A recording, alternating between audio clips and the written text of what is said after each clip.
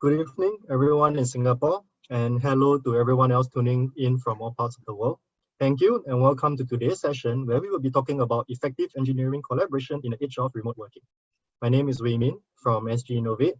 We are a Singapore government-owned organization that invests in and builds deep tech innovations for the world. A good part of our work also involves building a global community of scientists, commercializing research, building deep tech talents, as well as working with our ecosystem partners in scaling deep tech for improving the lives of many around the world. To promote knowledge sharing, we bring together experts from areas such as AI, medical technologies, quantum technologies, and autonomous systems to talk about the latest happenings and tech that can be applied across industries for a better tomorrow. Today, SGInnovate and Quod AI, partnering with 500 startups and August 1, are very happy to present to you this webinar on the effective engineering collaboration, which is especially relevant in current pandemic situation. I believe most of us tuning in here have been subjected to at least some level of work from home experience, which brings us to the question, what will be the new normal of the future if remote working has come to be of the default option? With this, do allow me to pass the time to Hervé Roussel, CEO and co-founder of Quod AI, for a presentation on the science of asynchronous collaboration before we kickstart the panel discussion for the day. Hervé, please. Thank you, Raymond. I'll be sharing my screen.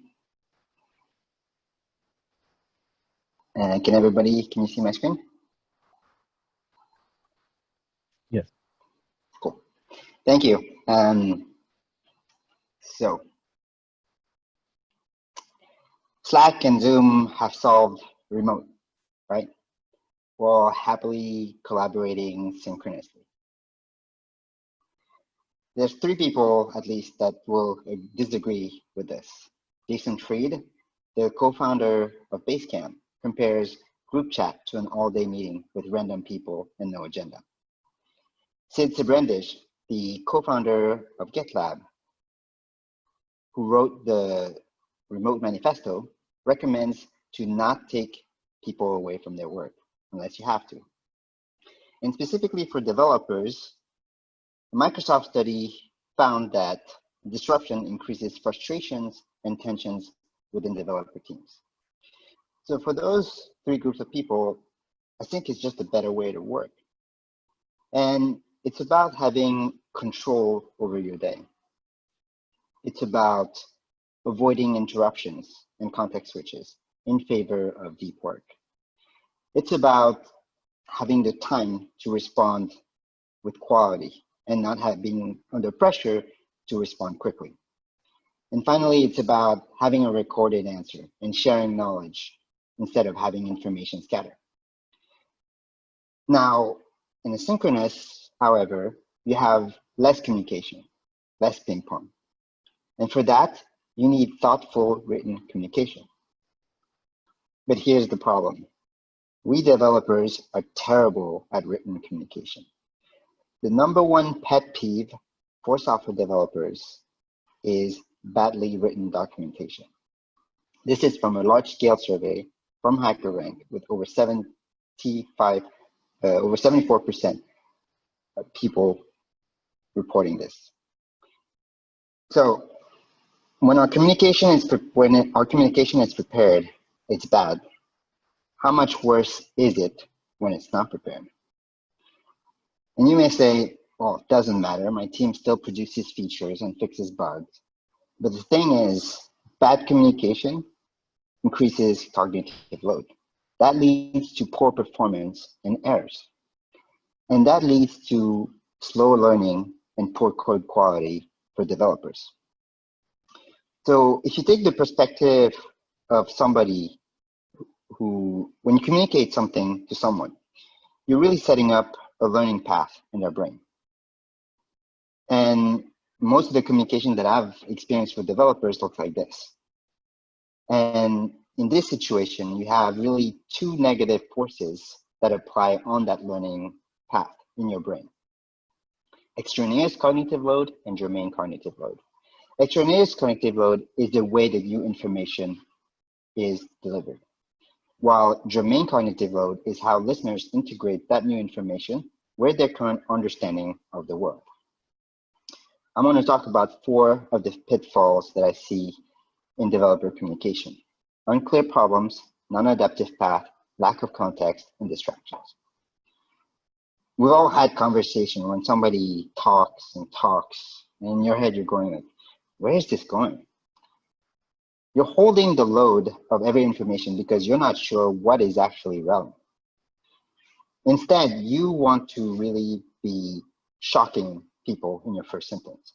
Set up the problem, like the database is down.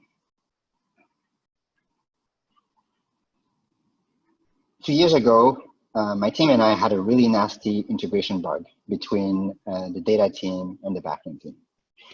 And the backend team was explaining in a group meeting and talking from their perspective of what the bug was. And none of us could relate, because we're not reusing our listeners' current map of the world. Now, instead, what you want to do is really personalize by asking a lot of questions to your listener to better understand what their current understanding of the world is and what the boundaries of their map is. I'm sure we've all received here an email or Slack message with the message, "It's not working." For obvious reason, it's lacking context. We have a map, but it's not being used at all. My suggestion to this is use comments. Right? They're great because the context is already attached automatically. And if you're in Slack, paste the links to your Jira issues, tickets, or your Confluence pages. I'm sure we've all been in very big group meetings here where there's just simply too many people. And even though you have a goal, some of those people will try to get you sidetracked with different goals. For obvious reason, you're holding a lot more information that is irrelevant to the conversation, increasing your cognitive load. Instead, in those situations, remember to focus and take control of the conversation. Break apart the side conversation into another wiki page or GitHub issue, or simply postpone it to another meeting. So to get the most out of asynchronous, you really need to pay attention about how you deliver new information and optimize the cognitive delivery path of the new information to your listener. You want to shock, personalize, contextualize, and focus to get the best out of the other developers on your team. This talk is just the beginning. You want to set processes, tooling, and training to set this up properly. Thank you very much. And now I will hand it off to Mark and the interesting panel.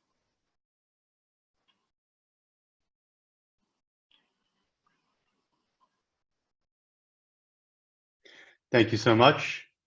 It was a really inspiring talk. I think there's a lot there to really think about in terms of how we communicate. I think broadly speaking, but particularly when we have all this work we're trying to coordinate on our engineering teams. And obviously, in this current situation with COVID-19, we're experiencing probably in some cases the first time where we have the bulk or all of our teams working in a remote or distributed manner. So I'm really excited to have some very seasoned, very experienced engineering managers and leaders here with us today to speak around some of these topics on how to collaborate and communicate more effectively with remote teams.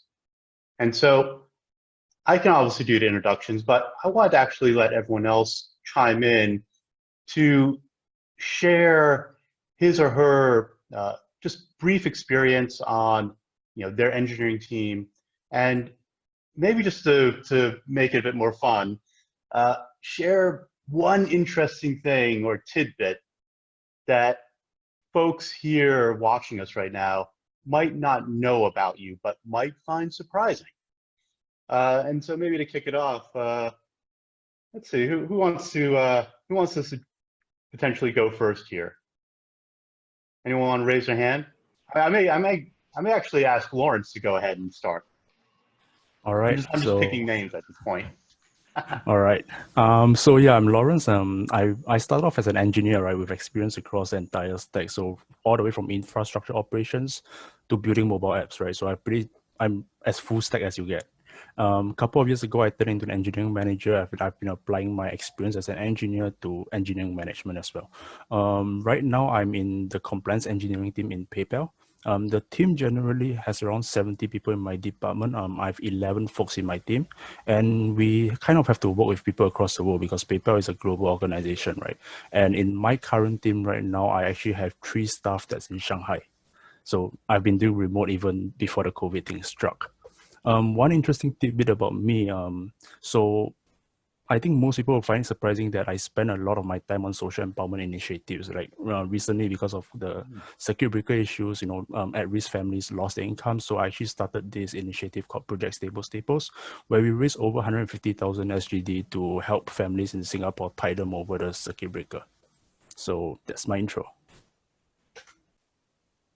Excellent. Randy, you want to chime in? Sure. Thank you, Mark. Thank you, SGInnovate, for the great opportunity. So guys, I'm Renu, and I'm an engineering manager at Grab. Well, fortunately, I am not as seasoned as Mark said. I only have 1.5 years of engineering management experience, but I have a good enough software engineering experience of 7 to 8 years. Currently at Grab, I'm handling a team of 7 people. Actually, it contains mobile backend and QA, everyone. So I think that gives me the full forum to explore the engineering management side. And my team takes care of, I'm sure many of you must be using Grab app for either food and now in phase 2 for transport as well. So the very first page that you see in Grab app, which is we call homepage, and you see smaller tiles over there for the transport food services, my team takes care of that. So we are the people who actually becomes the entry gate for you guys to use that app. Interesting thing about me actually is though I have spent good enough 7 to 8 years as a software engineer, I don't like coding, to be honest. Now, but I really like problem solving. So don't get me wrong there. I think coding is one part of solving the problem and one method of solving the problems. But the reason I like problem solving that much is that engineering management gives me that forum to solve many different kinds of problems. And that's why I'm here today. That's awesome, Renu. That actually kind of reminds me about my own background, where I started as a developer for quite a few years before I left the day-to-day coding, because I just realized I wasn't really the best at it. I wasn't it wasn't the best thing I could do and offer to the world. So thank you. Yeah, agreed, totally. Ishan, you want to chime in? Yeah, thanks, Mark, and thanks, all for the great introduction. Loved some of the points that you already made about asynchronous communication and focus and so on, and I guess we'll be talking a bit more about that. In terms of my background, I've so started out as an engineer and a bit of like half engineer, half data guy. Played those different roles in different companies, working in advertising technology, media technology, and in fact a short stint at PayPal as well. Currently, I'm the CTO at Funding Societies. We are a SME digital financing platform in Southeast Asia, licensed in Singapore, Indonesia, and Malaysia, and backed by Sequoia and SoftBank. Interesting thing about me, I really, I guess since most of you don't know me, I guess most of the things I say, anything that I say would be surprising. But one surprising and interesting thing about me is that I really enjoy tea from all around the world. And based on how you feel and your mood, I can suggest you the perfect cup of tea and make you one as well. Oh, well, that's awesome, because I have a cup of tea right here in my Starbucks Beijing mug. It's English breakfast, because it actually, I think, lovely. For the folks that are listening, there may be kind of some different time zones we're working across. I'm actually in New York at this very moment, so it's a little bit early here. If you're tuning in from Asia, it's probably a little bit more an appropriate time to be listening into our conversation. But I'm gonna ask you for some tips afterwards on tea recommendations. Last but not least, Nicholas, and you're in a really interesting place right now. So please do introduce yourself and tell us a little bit more about yourself. Thanks. Yeah, sure. So I'm Nicolas. I'm French. I've been living in out of Vietnam. Currently SVP of engineering for Scratch Pay, which is a lender based in the US, actually working remotely. I've been doing many different things in my life.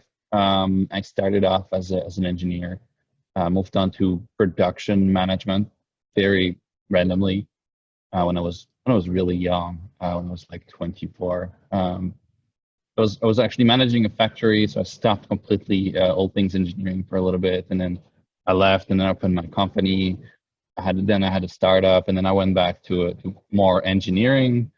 But I think I bathed for a long time in more human problems. And I think with time, I really realized that most companies are really, like almost every problem you have in a company is about communication. So I focus actually a lot on those things. I've actually been spending a lot of time on communication, collaboration, and all those things because I think that's the key to a productive and a happy team. So, oh yeah, and the surprising things about me, I've actually been spending a third of my life in Vietnam. I'm French originally. I've been spending a third of my life, actually a little bit more, close to a half now. So I'm probably more Vietnamese than I am French by now. Very cool. And Nicola, to your point, I really started to love the human problems around communication and collaboration, and how you get teams to work better together, how you coalesce around a vision.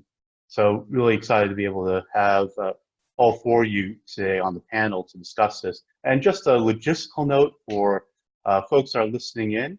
If you have questions, please do feel free to open up the Q&A, ask a question. When there's a logical pause in our conversation, I'll take a look at the questions and hopefully we can interweave those in our conversation.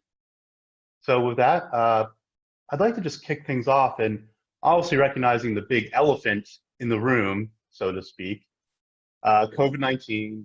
A lot of us are working from home, which may or may not be the most convenient, but I'd like to get a kind of a before and after view of what it was like in your engineering team before COVID-19, and then afterwards, and if there was like a major shift in how you had to work, like what may have been the biggest changes pre-COVID versus post-COVID. And maybe Nicola, I'll start with you because obviously it seems like you have a very much a remote distributed team. That's been very much the case. Right. I mean, for the engineering team at Scratch, we're fully distributed. So we're about 30 people fully distributed. So by design, we've been remote for 3 years now. We started really growing 3 years ago.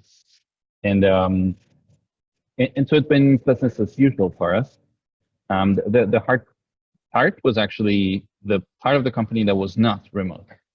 And that's where communication kind of breaks out, right? Where you have some people that are in the same room that have communication, and it's just easier to, jump from room to room. And this communication is not actually very transparent to the entire company.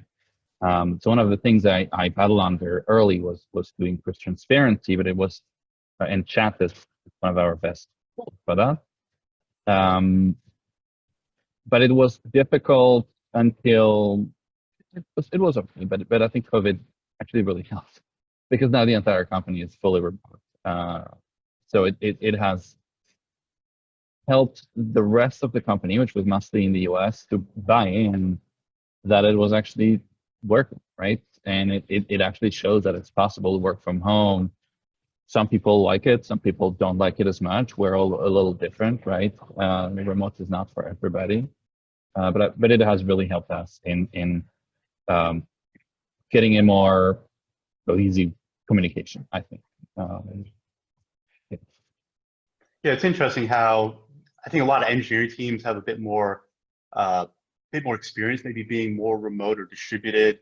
Then you now need to get all the other teams working together, like the product folks and customers support folks or tech folks. Let me think. Ishan, maybe you want to chime in and kind of give your pre-COVID, post-COVID views? Sure. I think mine is fairly similar to Nikolai, where so from day one, the company was distributed because the founders kind of started the company while they were at Harvard, and they started the company in Singapore, right? They started the company remotely. Our technology team started out in Indonesia. We further built in Malaysia and Singapore. And since then, it's been in these 3 countries with on and off remote developers anywhere around the world. So we were fairly distributed to start with, and we'd kind of adopted certain cultural things to take care of that, whether it's, proper documentation on the way we communicate, the way we make decisions, and so on. And in fact, last year, we kind of amped up on that culture where we made sure that the documentation is to a certain level. And we even took half the team out to like Bali and just worked out there for a week as kind of a fun thing, but also as a test run to see that, how remote we are. Obviously not expecting to work fully remotely this year, but since we had done all of that, we very easily kind of slid into working from home, at least from a technology team perspective. And there's not been many issues. At any point of time, we had half of the team working from home anyways, so did not have much issues getting into the fully distributed mode during COVID. Awesome. Yeah, it is interesting how I think if you're already remote, you may have already done or had some practices to manage this, particularly like with documentation, which we'll get to a little bit later. Renu, you maybe share kind of from the Grab experience and your team's experience, pre-COVID versus post-COVID, because obviously, Grab is in a very different universe in terms of size and scale at this stage. That's true. And unfortunately, I didn't get a chance to work from Bali. Maybe next time I'll try that option, Ishan. But I can share some working level details, because just to add on to what Ishan and Nicola mentioned, that people adapted over the time. And it's kind of not so bad to work in a distributed environment. But typically in my team, what I have seen is that a very, very critical change, which actually as a manager I couldn't do, is people have started asking more questions. Because now they realize that how much time just goes into many other things. We were so used to in-person discussions when we used to go to office. Now, literally, you try to set up a meeting with them, and the first, in general, the question from them is, am I needed for this meeting? Oh, could this be resolved offline? And I'm really liking this kind of culture in our team, because that promotes, first of all, promotes a culture that you can say no to the meetings, and you are not obliged to just say yes to all the meetings. And yes, people have been taking more responsibility in terms of offline assignments, and they have started asking more questions, demanding more excellence from other people, just because they know that each minute and each hour is very important right now. Excellent. And last but not least, Lawrence, your post-COVID, pre-COVID, post-COVID experiences. Mm-hmm. So I think the experiences generally are quite in line with what the other 3 speakers have gone through so far, right? But I think on the other side of that, so PayPal is quite a distributed organization, but our services and technology is actually siloed around the distribution, right? So the folks in Shanghai generally works on one service, the folks in Singapore works on another couple of other services. And it's only recently where, I had 3 folks from Shanghai in my team, right? So before COVID, and we faced this challenge where, it was hard passing on context to the folks in Shanghai, right? I had to actively remind my team, there are folks in Shanghai, you need to invite them for meetings, make sure they get the information, right? But now that everyone is working from home, right? I find that, engineers are starting to think about, if I do this alone, I don't communicate the context elsewhere, and people would know why I'm doing it. And then as a result of that, they have started communicating a lot more to the folks overseas as well, because they need to do that for their own teammates.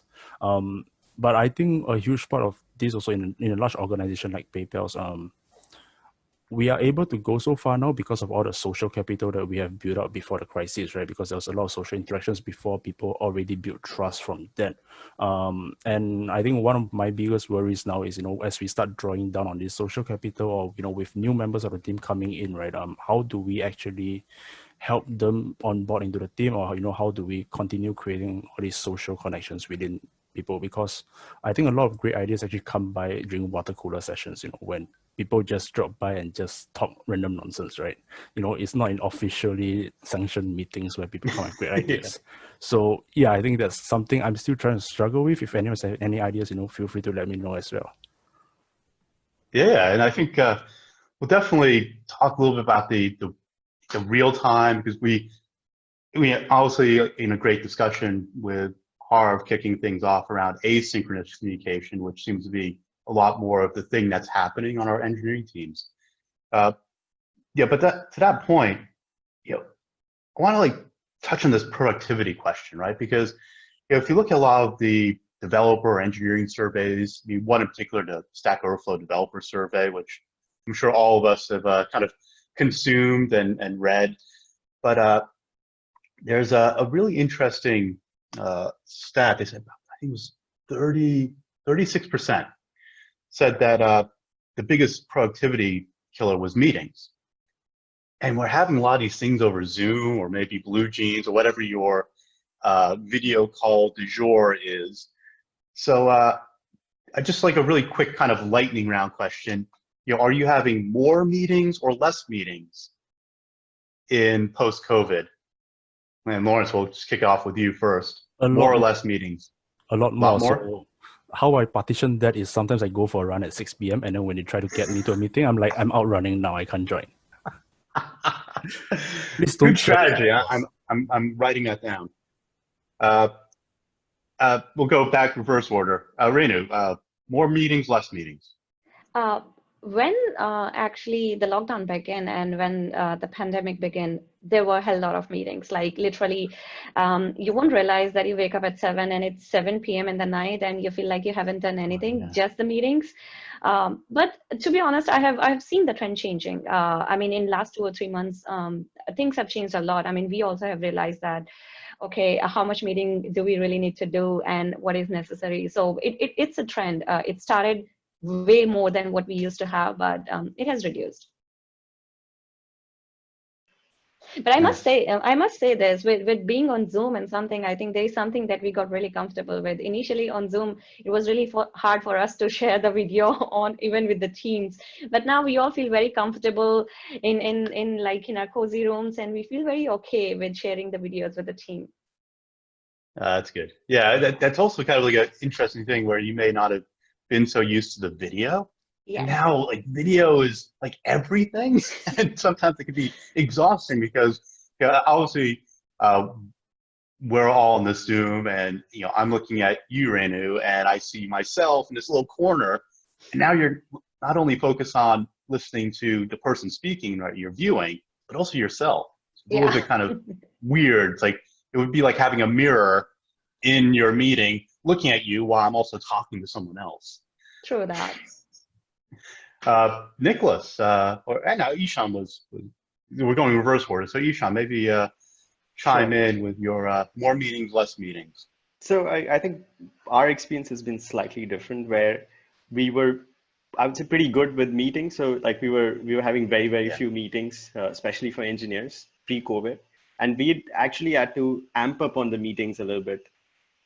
Because of not having that time with colleagues, right, where people started feeling a bit disconnected. So I think like Lawrence raised, right, like missing that personal connection.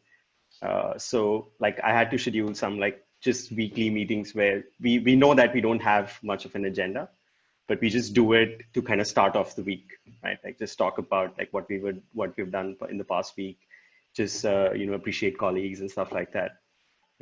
I've also added kind of random sessions where we just jump in without an agenda and completely like non-work chat to replicate the water cooler conversations.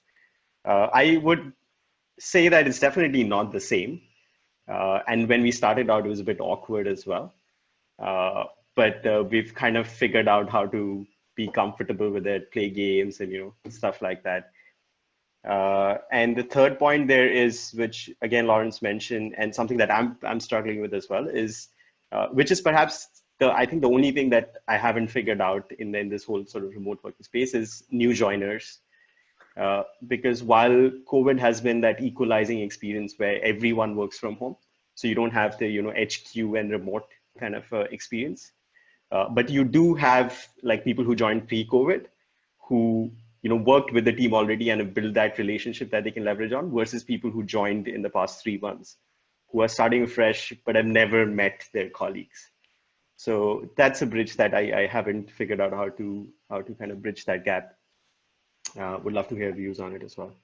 Actually, maybe we'll do like a little bit of sidetrack and hit that. But before we do that, I do want to get Nicola's view on, and it may be very similar to the rest, but more meetings, less meetings. What's it been for you, Nicola? On our end, I don't think it's related to COVID really, but it's more, we've always kind of tried to find the equilibrium. You cannot do away with meetings, right? And it's even more true remotely, but like a one-to-one conversation in the office is roughly a meeting that hasn't been scheduled, right? So you cannot do away with meetings just because you need to align a couple of different people on a specific topic. What you can do though is to try to find the sweet spot between, and sweet spot is probably a range, right? Because sometimes it's hard to find the perfect one, but and so I think, so we have ceremonies, right? So for anyone who's familiar to like Scrum ceremonies, we have those that are very rhythmed, and on top of those, we have more focused meetings that are dedicated to their opt-in. Whomever wants to join them can, if they think they need it or they can bring something to it. And those are very specific to a particular problem we're trying to solve, right? So we're chunking down all of those problems, and we're really having sort of a work group conversation. So I think I would hope to believe that we actually had a little less meetings, still probably a lot, generally speaking. I mean, I haven't exactly checked like how many hours we spent in a meeting, but I wouldn't be surprised if all in all, it's like, almost a full day per week, yeah. Right? Which is kind of crazy when you look at it that way. So yeah, so for us, COVID hasn't impacted that, but it's more like trying to optimize focus and communication. I'd love to, maybe we should chime in as well. Yeah, and ask each other questions, because I think the most interesting question that's just come up so far is this idea of like socialization, how to get new joiners, but also just the people that have been working on the team for a while, the feeling of maybe not being so connected, maybe like the loneliness coming into play more because you don't have that connection that you can have, even if you're working remotely. Sometimes you do bring the teams together, and that just hasn't been able to be the case. I was at Stack Overflow for quite a few years, and the things that we did for our remote team, because we did have a remote first culture, is we do things like bev bashes. So the company would basically say, hey, we'll basically fund, you can expense any like drinks or whatever, and we would just pick a time, and we'd all just have like a social hour. And actually a lot of us ex-Stack Overflow, we still do the bev bashes about once a month. And so it's like a really cool socialization thing. So I'd love to just kind of hear, just chime in, whoever has kind of things that you've learned or experienced. Like, how are you kind of getting, the socialization happening when everyone's remote, as well as, have you found some things that help the new people to get acclimated into the culture? Whoever wants to chime in, please. So there's something that we have been. Oh, yeah. There's something that we have been doing at Grab. It is very similar to what you mentioned, Mark. we do every Friday some game nights. I mean, we play kind of. Actually, I never played so many games. I don't know what did I do when I was young, but I never played so many games. And in last 2 months, I have played so many games that I feel like, oh my God, I had missed so much in my younger days. So we do that every Friday around like 5:30 to 7, but it is still very hard. I would echo what Lawrence and Ishan said, because there are many different kind of personalities that we have in a team, and as a manager, you just have to do different things. You cannot just keep on doing the same things. Like, we started doing this every Friday, and then the attendance started dropping. And you can't really force people to play games with us over Zoom on a Friday evening, even though they cannot go out, but they might just not want to join the games Zoom session, right? So we just keep on doing many different things. Now that phase 2 there, in a split arrangement, you can actually see your teammates in the split arrangements as well. But yeah, mostly we have been doing those Zoom sessions for the drinking or the games.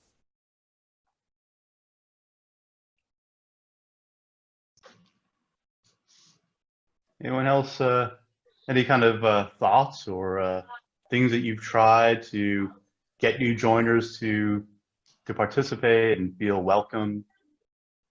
One thing we do at Scratch is a mentoring, not really a program, but sort of a mentoring practice where you have a mentor that just follows you for 6 weeks and just introduces you to everyone. And I think it also is a culture, right? A culture of welcoming, a culture of building bridges versus individualism, right? And I'm not saying necessarily this in a negative way, but there are cultures that are a little more towards individuals and cultures that are a little more towards, social / communities.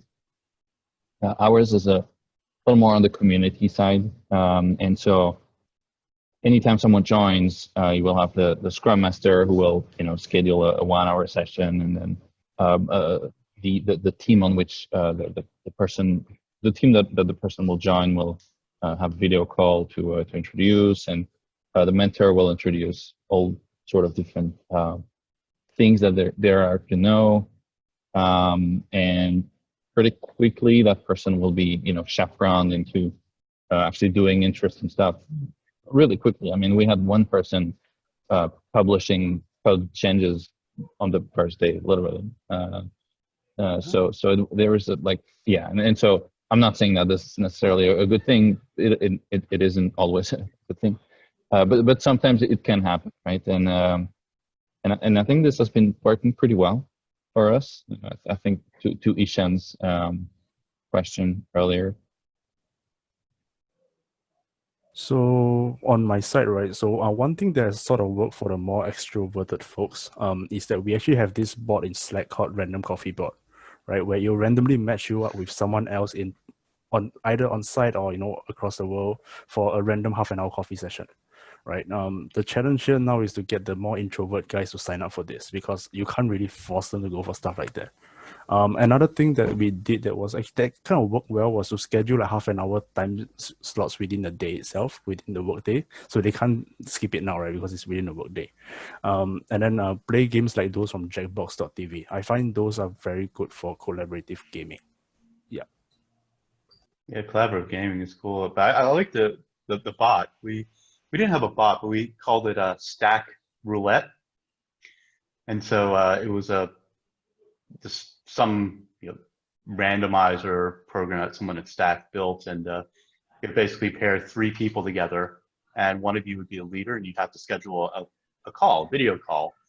And it was really actually good, because I got to talk to people I wouldn't normally have interactions with in different countries, different teams.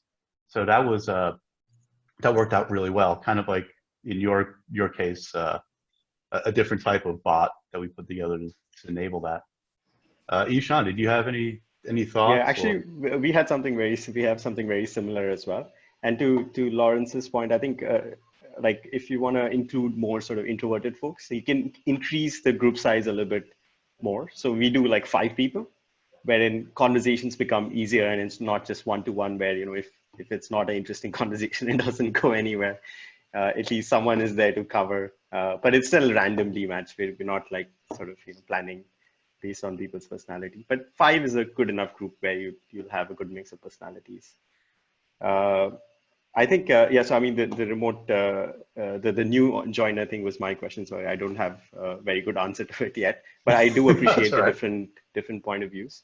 I think one thing I've kind of found interesting is while we're not meeting people and it's a bit impersonal, it's also very, very personal, right? Because now we are in each other's living rooms or, like studies. You can see the dog running behind, or the kids get into the call. So while it's impersonal, it also becomes personal on another level, which are things that you would never sort of know of or see of, or see in like a normal working day. Which is definitely an interesting point, because you have this window into how people live, unless you're like a real jerk like me, and I put this whiteboard behind me. But do not see the person behind the screen. But it's interesting. There's this really fun Twitter account, which is rating people's backgrounds, like famous people's backgrounds, because now everyone's on Zoom. It could be famous professional sports players, politicians. So it can be quite revealing when you do these calls. I want to jump into talking about the tools that we're using, right? Because I think for engineers, things like Slack are pretty common, or maybe if you use Mattermost on the open source side, obviously email's been a thing. Some of us may have WhatsApp chat rooms. I mean, how do you kind of like manage the communications? Do you have any kind of like thoughts on that, or things that you've experienced? Hold on. Interesting question about the Twitter, about the backgrounds in Twitter, but I'll get to that later. But any thoughts on just like the tools that you're using just for communicating? Do you feel that you're more heavily relying upon chat, for example, because you are remote mostly? Yeah, I can kind of jump with you first. Oh, okay, sorry. No. Go ahead, Nicola. Okay. You got the floor. No, I mean, obviously for us, like very, very early on, we needed transparency. And of course, obviously, so email is a little, some people like it, some people don't. I think emails I think every medium is good for a specific purpose. And the hard job is to find out which medium for which purpose and to build a culture and habits around this. Our first steps were really to build a culture of broadcasting versus narrow knowledge travel or information travel, and chat has been definitely instrumental to us to get there. We'd use Google Chat. Actually, we don't use Slack. I find Slack, it's a bit, I'm a bit nitpicky on that, but I find Slack a little too much because it's one huge flow of stuff. Where Google Chat has like a threaded sort of model by design, which I find personally very elegant, because each thread is actually a topic. So it makes it very easy to follow, but at scale, it becomes a little hard, right? So once you're past 100 people, you need to build in some rules. The rooms need to be, not too wide a focus, not too small a focus, because you have room overload. If they're too wide a focus, you have just way too much to follow, and it becomes, just like Slack, but with thread.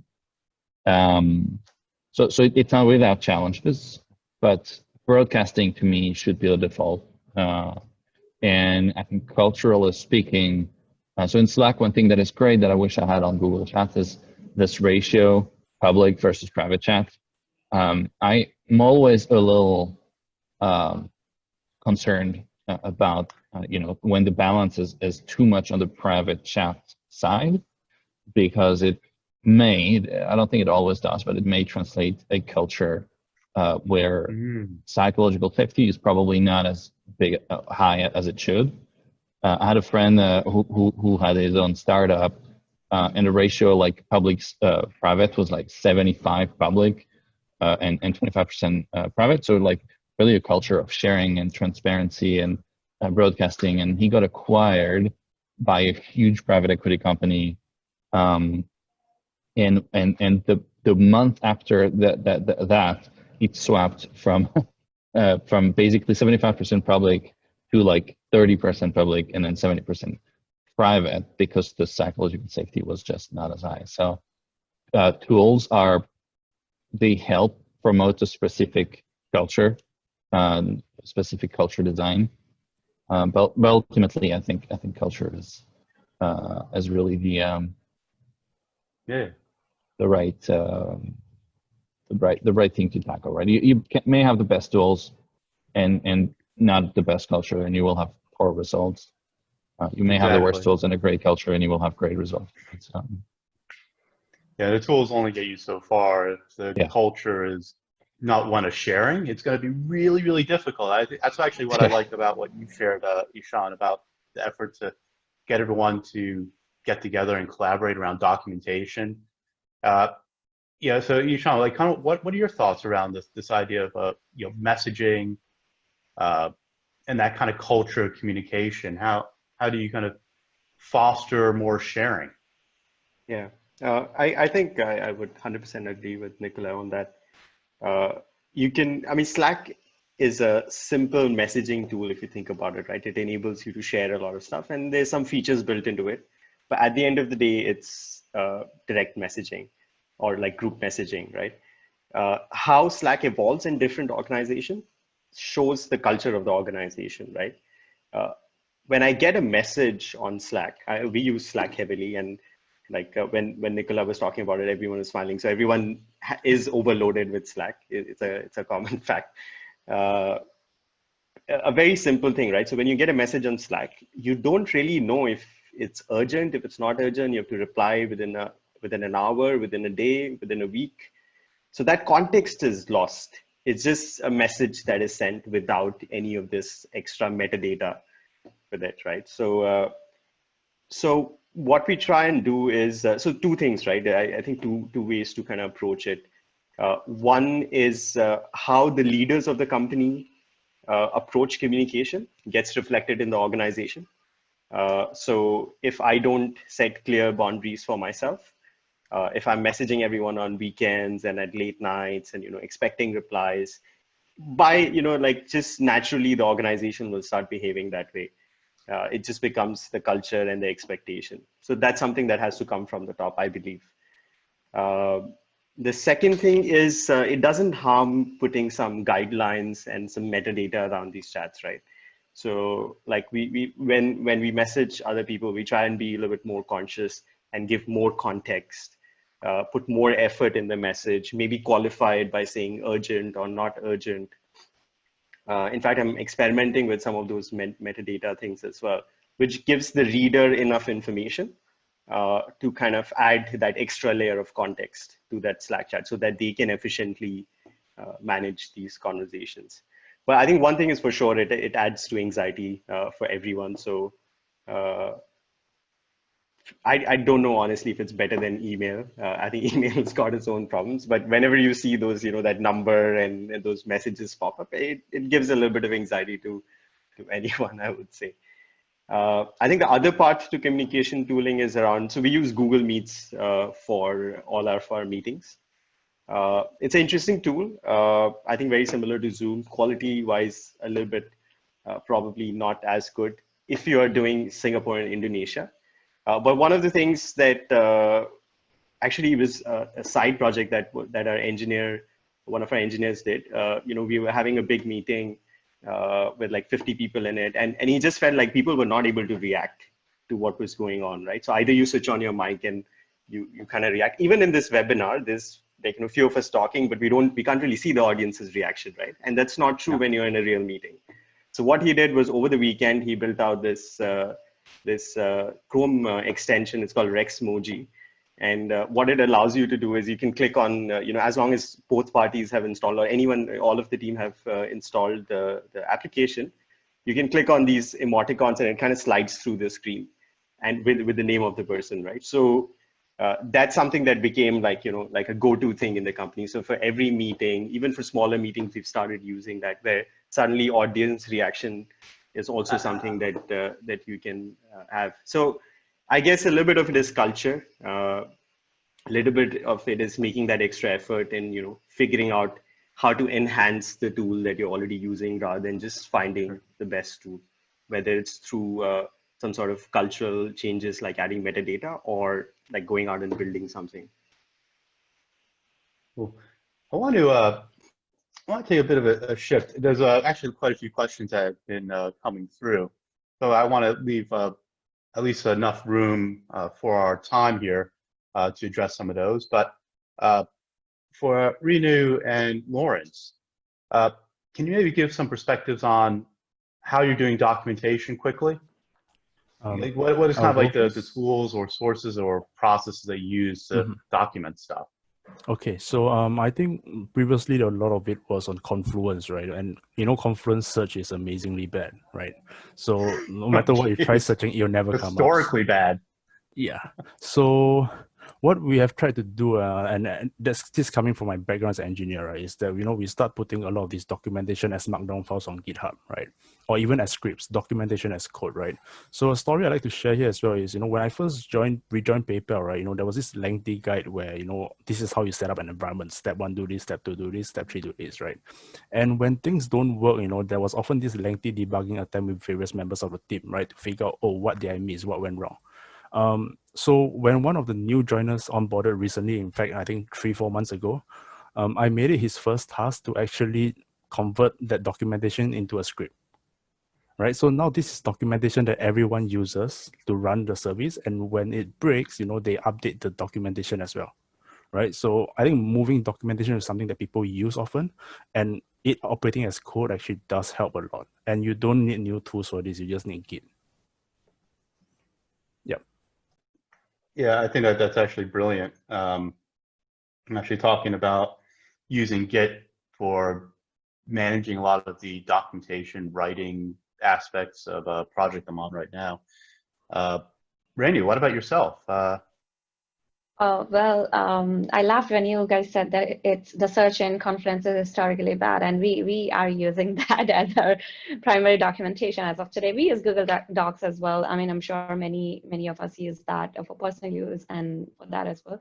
But mainly we use Confluence Wiki. As Lawrence mentioned, actually, this automating documentation as a code, I think that's a very, very great idea. We have done that in some part of our process documentation. So yeah, mostly these two. Awesome. Let me see what questions people have. All right, got a question about culture and reinforcing it. Might be a bit broad. Let me see. Wow.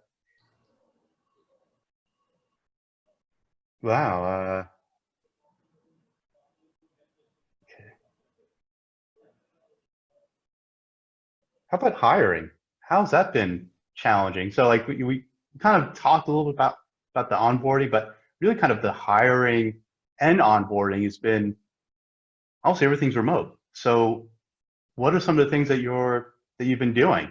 Maybe Randy, do you have any thoughts on the hiring during COVID? Well, hiring is frozen, so there is no hiring. There is no hiring. But I guess this goes back to the very basics of interviewing and hiring process. I mean, at Grab, we have had engineers from different countries, and in general, companies, they hire people from overseas.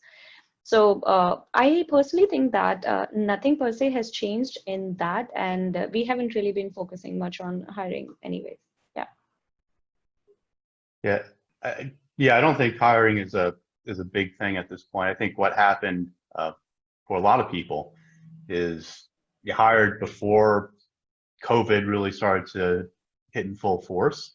And so you had a whole bunch of people that are coming on board and their whole entire experience has become virtual. Yep. as they've been kind of getting onboarded and getting kind of situated. So that must be kind of like a strange experience for some of the new joiners to not even have like that, even like one face-to-face with the people that they work with and manage or being managed by. Let me see, what about any other questions here? Actually, I can talk a bit more about the hiring part. So we're still Oh, hiring yeah, for sure, some sure. key roles. And it's I mean, just by the market, right? It's definitely favorable if you're out in the market trying to hire. It doesn't change much, like Renu said, like most companies hire hire remotely and then bring the folks in. So it doesn't change much in terms of the process. But the market supply and demand is definitely it's been a very different dynamic, and it's changing as we speak. So it's been easier to hire than than previously. So on that note, right, so PayPal is still hiring in case people are interested. But yeah, honestly, I don't think there is much changes in how we interview people, right? We still try to code with them. We still try to understand about the backgrounds. There isn't really much things that we do in a regular interview that can't be done over a video call. And I think on a video call, I think one of the tips I have for potential interviewees is, try to over communicate what you're trying to do as well, because your interviewer can't see you writing on a pen and paper on your table. Yeah. That's right. Like all the scribble notes I'm making on my sheets here during our conversation. Yeah, interesting question here.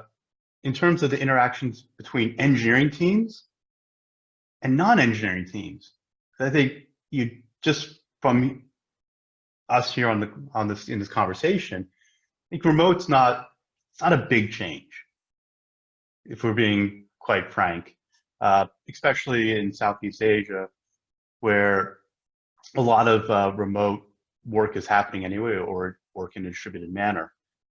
But that may not be the case, and this is, I think, to talk about Nicola's point earlier. Yeah, it's really about more of the non-engineering teams that are now trying to get used to a very different way of working. So how's it been kind of integrating your conversations and discussions and sharing with non-engineering staff, like the product teams or the support teams? And any thoughts there or changes you've seen?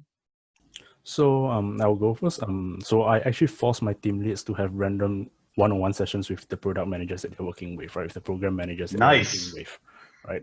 Because they report to me, they can be forced. I think aside from that, right, getting them involved in some of the additional meetings just for context, or even just sending them the minutes for contextual knowledge, I think that's important. And when I get my team to actually send out these emails with non-tech people involved, right, they start thinking about how to write it in English, right, instead of writing in geek speak. So I think there's an additional benefit where I'm training their communication skills as well. Yeah, I like it. Get people to write more English, not geek speak. Geek I think speak, engineers not write good. too much that. Yeah. Anyone else have kind of like just thoughts on that? The interaction between engineering team, non-engineering team. Any tips you want to share?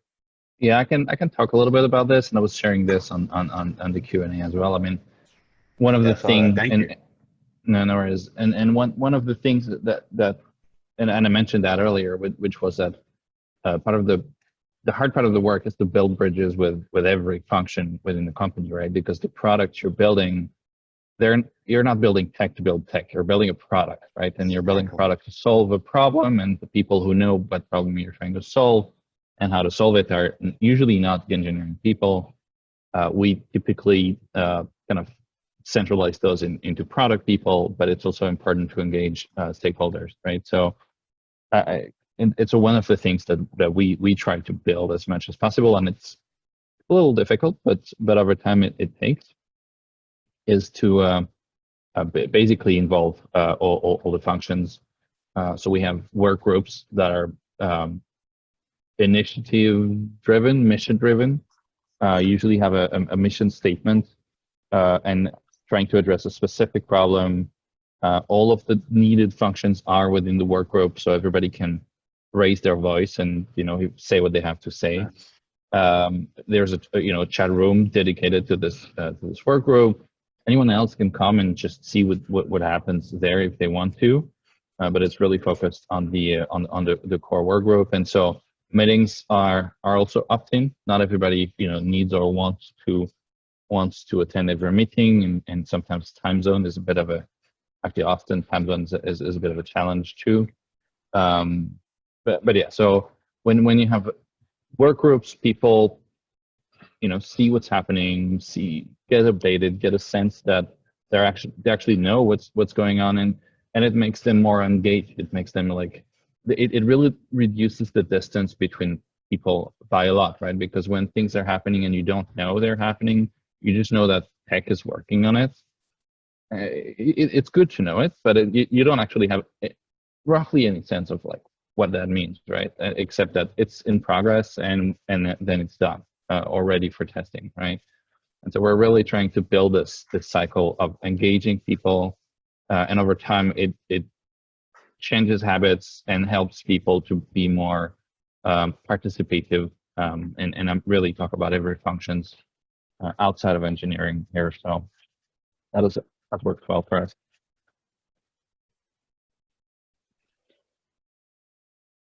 Any other thoughts before I ask maybe a final wrap-up question on this topic of engineering and non-engineering teams engaging and interacting and sharing?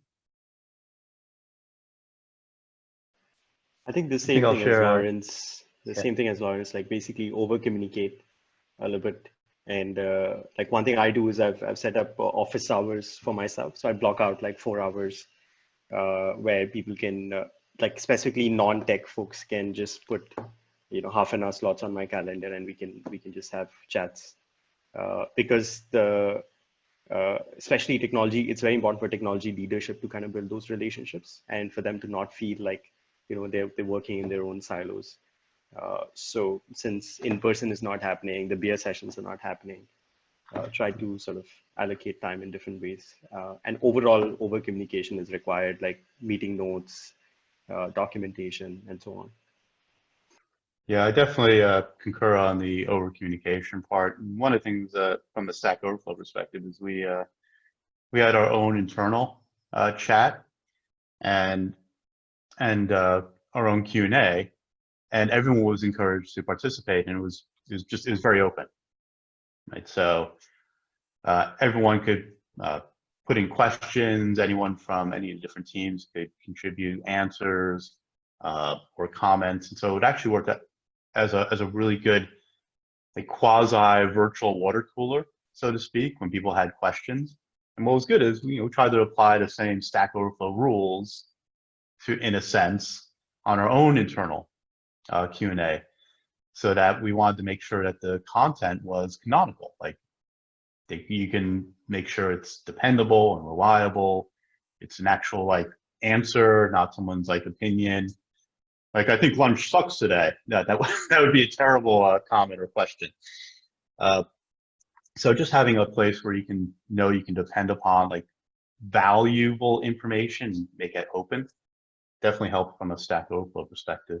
I want to, we're kind of running up to the end of time, or maybe a little bit over time, but I did want to ask one final question, obviously very related to COVID-19 and our current situations. So I just want to kind of ask a quick question to each one of the folks on this call is there one productivity tip or something that you kind of picked up in the post-COVID world that you started doing? Because now everything is video call, you can't meet people in person. So I think a few things kind of came through out of this conversation, but would love to kind of hear just one tip or suggestion people have on that in terms of being productive in our post-COVID world. So since I have you in my view, Ishan, you're on the hot seat. I was thinking of something rather funny. So I mean, couple of things, and it may sound a little bit bad as well, but there are meetings where I I just need to listen in, and I actually don't need to participate, right? So in those meetings, I would shut off my camera. I'm listening in while I'm doing some housework or things like that. I cook myself.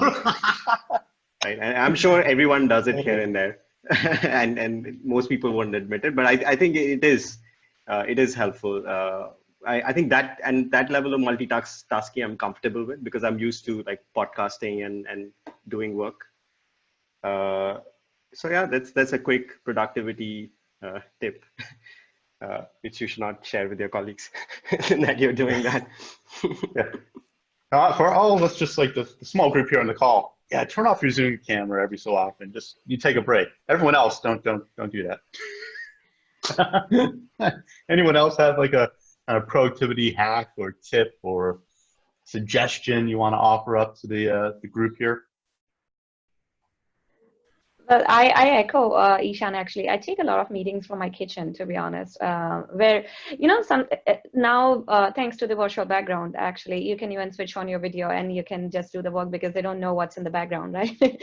So Exactly. no, right now I'm not in my kitchen. So even if my background is virtual, so I'm not in my kitchen right now. But that's one thing. But apart from that, actually, because, online you see a lot of these things and everybody is a different everybody comes with a different mindset, and if things work differently for different people. I mean, there are advices like, every day morning you should get up and get into your office clothes. At least mentally you will feel like, okay, you're going to office and you'll feel productive. For me, it works entirely very different. I mean, I can be productive from my bed as well throughout the day. I mean, I feel good, but my body doesn't feel good then after end of the day, and my back really hurts. So I won't advise that. Just the basic discipline. I mean, whatever you do, just keep on doing, maintain a routine, and over the time, actually, you get a hang of it, and yeah, you'll follow through. Yeah, I like that. It's not like all these like productivity hacks you read and like blogs or whatever, where you must wake up at 4:30 a.m. and exercise for 5 hours. Like, no, it's just find a routine, to your point, and just keep that as your routine. Yeah. So And, yeah, I'll add on now. Lawrence. So Yeah, I yeah. think the other side of that, the discipline stuff that Reno talked about, right? So I force myself to go for a run every day at 6 p.m., right? So that my day is time boxed, right? And part of that time boxing thing also forces me to complete all my work before that, because I can't go for a run. So then I won't be distracted during the work day, because I'll be solely committed to finishing this item so that I can go for my run later. So having the discipline is very important, and figure out ways to time box yourself and make it hard for you to fall back into the work trap after work.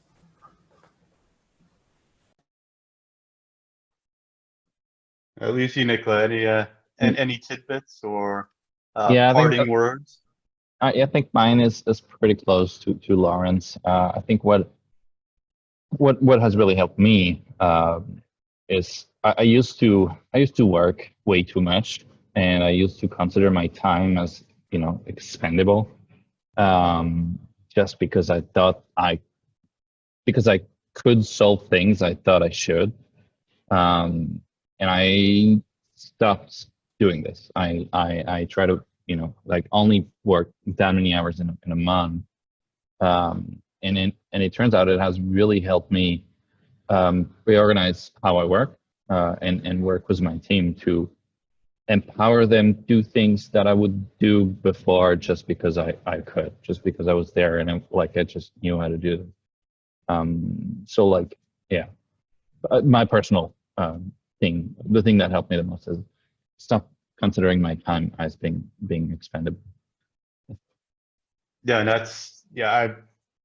I so feel that as well, Nicola, because like I think all of us are just like we're stuck in front of our laptops or computers like all day. There's just going to be a logical start and stop, and so you just keep on going. So I'm going to be a bad host. I'm going to kind of end things with my suggestion, but one of the things that's kind of helped me is to change the way I schedule meetings. So instead of doing these 30-minute blocks, I do 25 minutes and 50 minutes, which is actually something that you can default to in Google Calendar, which I think is really interesting because it gives me 5 minutes of space. One, to kind of clear my mind from the constant barrage of video calls, but also I can get up out of my seat and away from a screen so that I can give myself a mental break and just give myself a little bit more energy I can maybe step outside to get some air, go get a drink in the kitchen, but just give yourself those moments to take breaks. And the other thing that I've also started to do a lot more is I just block off a few hours in my day just for concentration time. You know, whether it's to code, whether it's writing stuff, and writing does take a lot of just like coding, it takes a lot of just like thought and creativity, and you just sit in front of a screen for like minutes out of the time just thinking about what am I going to write. And so blocking that time out is super important. So just, you know, things to consider as you're scheduling your time, because our time is so limited. I really appreciate everyone kind of sharing your thoughts. This really great discussion. I actually kind of feel like I want to do a part 2 with this group. There's a lot of really good learning that was shared. So I just thank everyone on the call as well for your questions. If we didn't get to your questions, maybe we can do like an email follow-up afterwards. Also, I wanted to leave it to our wonderful guests. If you're comfortable with it, you know, are there ways people can reach out to you? Would you be comfortable kind of sharing your Twitter handle or LinkedIn or whatever, or GitHub? If so, we can also kind of add that to the wrap up email. Is that cool with everyone? Yep, sure. Yep. Yep, sounds good. Neat. We got one last question about evening wrap ups, but I do want to be fair to everyone on the call. Went a bit over time, but hopefully people got a lot out of this, and look forward to having many more of these engineering management conversations. Thank you, everyone, for participating. Thank you, Ishan, Renu, Nicola, and Lawrence. And I do have to get some tea recommendations from you, Ishan, as well later. Thank you so much, everyone. Absolutely. Super awesome. And take care, everyone. Bye. Thank you, Bye-bye. Mark. Thank Thank you. you, guys. Thank Have you, a great guys. evening. Thank you, everyone. Thank you, Mark, for the great session and moderating the panel discussion. Also, thank you, Hervé, for the sharing. Lawrence, Renu, Ishan, and Nicholas, thank you for your great advice, insights, and everything. For all the attendees that has been joining us until now, be sure to just keep a lookout for our post-event mail. We will send out information about perhaps about what Mark has mentioned about the context to reach out to each of our speakers over here, as well as the YouTube link to the recording of today's event. So with that, once again, thank you, everyone, and have a good midweek. Have a great night. Stay safe, stay healthy, and goodbye. Thank you, women. Thank Bye-bye. you, guys. Thank you, everyone. Bye-bye. Thanks. Bye-bye. Bye-bye.